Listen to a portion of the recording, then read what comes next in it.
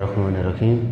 आज का हमारा सबक है centre of gravity of irregular shape body और दूसरा आर्टिकल है कपल। इर्रेगुलर शेप बॉडी का सेंटर ऑफ ग्रेविटी कहाँ होता है, इसको मालूम करने के लिए हमें प्लम्ब लाइन की ज़रूरत पड़ती है। और प्लम्ब लाइन क्या है? Plumb line consist of a बाब किसका होना चाहिए, गोला किसका होना चाहिए, मेटालिक ब्रास वगैरह का। It consist of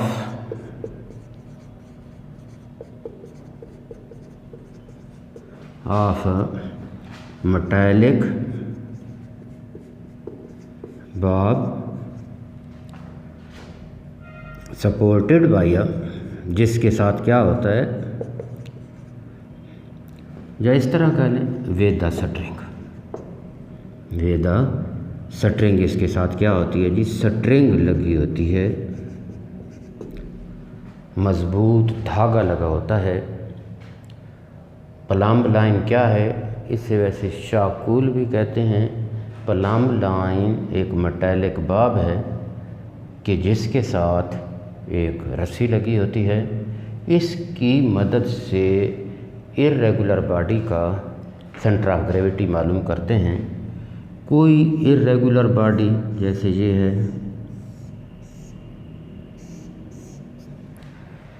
irregular body लिया, एक कार्डबोर्ड लिया इर्रेगुलर शक्ल का। अब इस कार्डबोर्ड के एजेस पर, किनारों पर 3 होल्स बना लिए, ए बी सी होल बना लिए। Take a cardboard of irregular shape, making holes A B C on its edges. इसके एज पर क्या किए, ए बी सी 3 होल बना लिए। अब टेकन एक कील ले लें, इस कील को क्या करें जी, होल इस कील को दीवार में लगा दें और कील को दीवार पर लगाने के बाद इस कार्डबोर्ड को इस कील के साथ क्या कर दें, लटका दें थ्रू होल ए के ज़रिए कार्डबोर्ड को क्या कर दें जी, कील के साथ लटका दें। अब क्या करें जी, इस जो पॉइंट ए है, जो होल ए है, जहाँ पर ये कार्डबोर्ड जो है हैंग कर रहा है, इस पर हमने क्या किया, हमने प्लम्ब लाइन लगा दी। लेकिन इससे पहले प्लम्ब लाइन लगाने से पहले ये देख लिया कि क्या ये कार्डबोर्ड जो है कील के साथ बासानी आगे पीछे रोटेट कर सकता है, फ्रीली रोटेट कर सकता है। फ्रीली रोटेशन के बाद हमने क्या किया जी, कार्डबोर्ड का फ्रीली रोटेट करना ज़रूरी है। अब पॉइंट ए पर क्या किया, इस प्लम्ब लाइन को लटका दिया और प्लम्ब लाइन की बिल्कुल पिछली बिहाइंड जो है क्या कर दी, लाइन लगा दी। ये जिसकी स्ट्रिंग है, इस स्ट्रिंग के सीध में क्या कर दी, एक लाइन लगा दी। इस लाइन पर क्या होगा जी, कहीं ना कहीं इसका सेंटर ऑफ ग्रेविटी लाई करेगा। अब इसको फिर एक बार रिपीट किया और पॉइंट जो बी है, जहाँ पर होल बनाया गया है, अब पॉइंट बी वाला होल जो है उस कील में क्या कर दिया जी, लगा दिया। एक बार इस एक्सपेरिमेंट को फिर दोहराया, यानी प्लम्ब लाइन के बिलो, प्लम्ब लाइन के नीचे क्या कीजिए, एक लाइन लगा दी। दीज टू, ये दोनों लाइनें जो है, अब इस ये जो बी पर जब इसे क्या किया गया था, इसको लटकाया गया था प्लम लाइन को। प्लम लाइन जो है बी होल पर जब लटकाई गई थी, इसके धागे की सीध में फिर लाइन लगा दी जो कि पहली लाइन को किसी पॉइंट फर्ज करें जी पर कट करती है, इंटरसेक्ट करती है। अब इसी तरह तजर्बे को क्या किया जी, सी पर ले जाकर रिपीट कर दिया। All three lines intersect each other at point at this point is G, and this point G is called the center of gravity of this irregular shaped cardboard। इस कार्डबोर्ड का क्या है, सेंटर ऑफ ग्रेविटी है। तो पहले हमें क्या होना चाहिए, मालूम होना चाहिए प्लम लाइन क्या होती है। वैसे मैसन वगैरह मिस्त्री वगैरह भी इस्तेमाल करते हैं दीवार की सीध मालूम करने के लिए। प्लम लाइन क्या होती है, प्लम लाइन जो है ये एक धाती गोला होता है कि जिसके साथ एक स्ट्रिंग लगी होती है। It is a metallic bar, it consist of A metallic bar with a string in it. और ये हम क्या करेंगे, इस बेकायदा जो इरेगुलर शेप का कार्डबोर्ड है उसके सेंटर ऑफ ग्रेविटी को मालूम करने के लिए हम क्या कर सकते हैं, इस्तेमाल कर सकते हैं। अब इसके बाद जो नेक्स्ट आर्टिकल है वो कपल है, लेकिन कपल को समझने से पहले हमें ये पता होना चाहिए कि ये है फर्ज किया स्टीयरिंग है। स्टीयरिंग में जब ड्राइवर मोटर को टर्न देता है, व्हीकल को टर्न देने के लिए वो 2 पॉइंट्स पर फोर्स लगाता है। ये 2 पॉइंट फर्ज किया ए और बी हैं। तो ये वाली जो फोर्सेस हैं लाइन ए और बी पर, पहला नंबर तो हो गया कि 2 फोर्सेस हैं, 2 फोर्सेस। नंबर 2 ये पैरेलल हैं, ये पैरेलल फोर्सेस हैं। नंबर 3 ये parallel unlike parallel, unlike parallel forces हैं। चौथा नंबर ये कह सकते हैं कि ये इक्वल फोर्सेस हैं, सेम मैग्नीट्यूड है इन फोर्सेस की, सेम मैग्नीट्यूड। 5वां नंबर हम ये कह सकते हैं कि सेम ऑब्जेक्ट है, सेम बॉडी है, सेम बॉडी है। और आखिर पे हम ये कह सकते हैं but not along the same line, along the same line, but not along the same line। तो स्टीयरिंग व्हील जब ड्राइवर जो है when he wants to turn the vehicle, वो स्टीयरिंग व्हील पर 2 फोर्सेस अप्लाइड करता है। फ़र्ज़ किया ये फोर्सेस हैं F1 और F2। दीज 2 फोर्सेस, ये वाली जो 2 फोर्सेस हैं प्रोड्यूसेस टॉर्क, ये टर्निंग इफेक्ट पैदा कर देती हैं। इन फोर्सेस की वजह से टर्निंग इफेक्ट पैदा होता है, यानी टर्निंग इफेक्ट का मतलब है टॉर्क पैदा होता है। क्या होता है जी, टॉर्क पैदा होता है।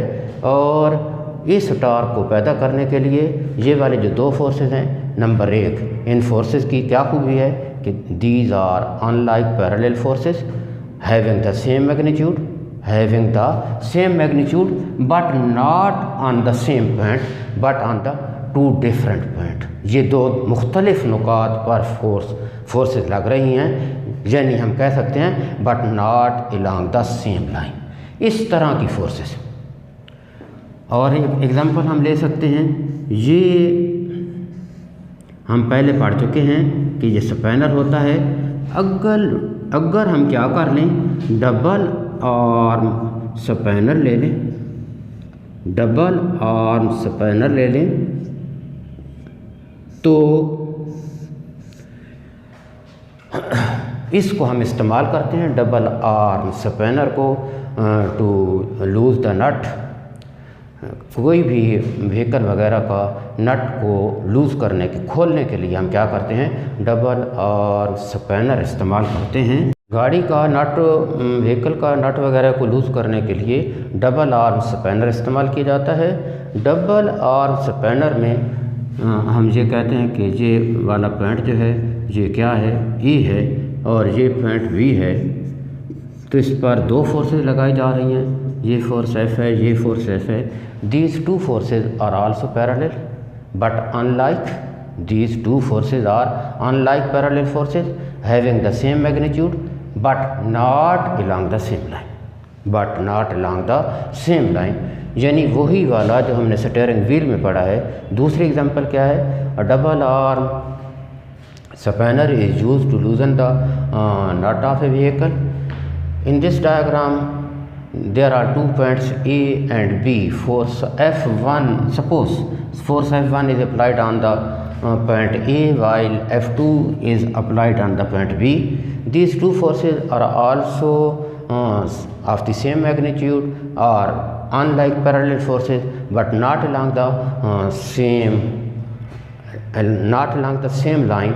तो ये भी इसी तरह की एग्जांपल है जिस तरह के हमने इसमें पढ़ी है स्टीयरिंग व्हील में। और भी कई एग्जांपल हैं, जैसे ये जो लॉक है, ताला जो है उसको खोलना या बंद करना, उसमें जब हम की लगाते हैं तो उसका भी जो टर्निंग है वो भी इसी तरह की टू फोर्सेस होती हैं। लॉक में भी इसी तरह की टू फोर्सेस इस्तेमाल की जाती हैं। और भी डेली लाइफ में मिसालें हम दे सकते हैं, लेकिन हमने दो ही फोर्सेस पढ़नी हैं। अब ये वाला जो स्पैनर है इस पर टू फोर्सेस अमल कर रही हैं। One of them is F1 while other is F2। If we say that it is F and this is also F, the same forces. रेस क्यों किया है F1 और F2 को? क्योंकि हम चाहते हैं कि फोर्सेस क्या होनी चाहिए, सेम मैग्नीट्यूड की होनी चाहिए। तो फिर दोनों ही कितनी होनी चाहिए, F होनी चाहिए। तो हमें पता है कि ये लेंथ जो है जिसे हम मोमेंट आर्म कहते हैं ये L होती है, ये वाली भी L है। लेंथ जो है जो मोमेंट आर्म है ये सेम होना चाहिए, फोर्स भी सेम होनी चाहिए, but not along the same line at, यानी कहने का मतलब है टू डिफरेंट पॉइंट्स पर ये फोर्सेस लग रही हैं, यानी दो टॉर्क्स हैं। तो टोटल टॉर्क जो है इस डबल आर्म स्पैनर में जो टोटल टॉर्क है, टोटल टॉर्क होगा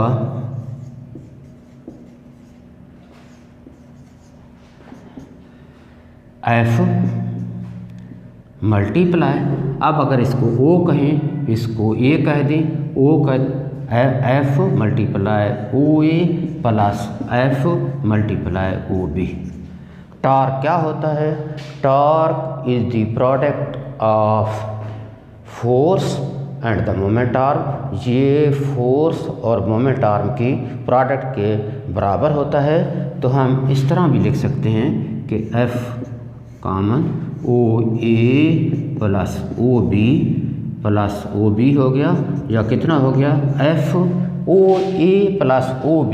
इस ये जो टोटल डिस्टेंस बनता है ये वाला है AB, इसको हम क्या कहेंगे, AB कहेंगे।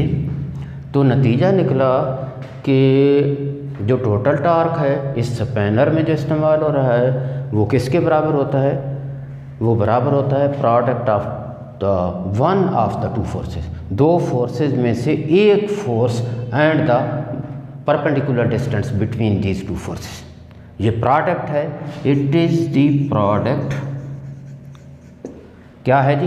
प्रोडक्ट है one of the two forces.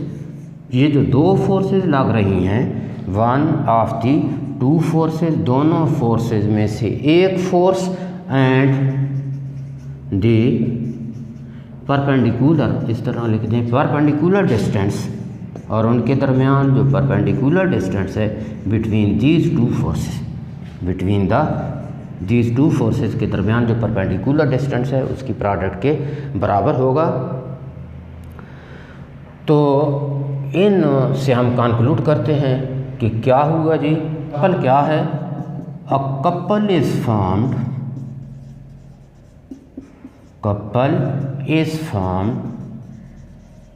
By two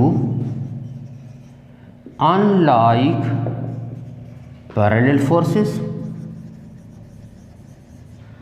by two unlike parallel forces of the same magnitude